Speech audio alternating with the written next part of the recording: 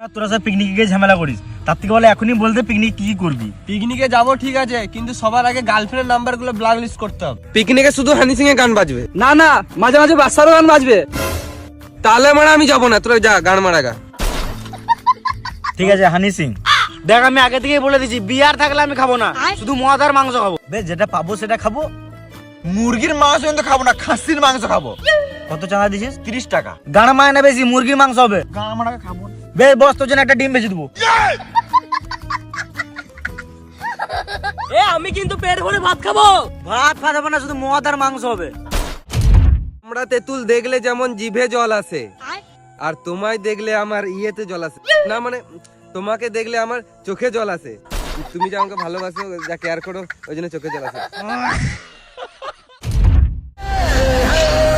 অনেকদিন ধরে চান করি নাই বলে কি ভেবেছিস আমি কি চান করতে ভুলে গেছি? এটা আমারই কাজ। বাবা রে, কি ঠান্ডা! এটা আমার কাজ নয়।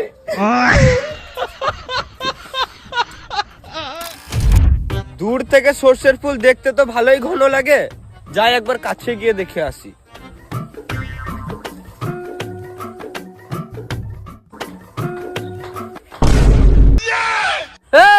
কি করছিস তোরা?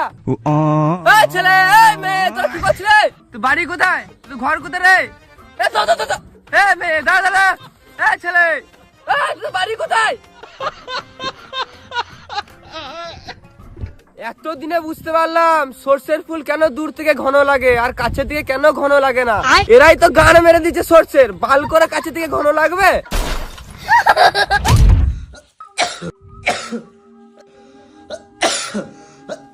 মুখে হাত দিয়ে কাজ করে জানিস না?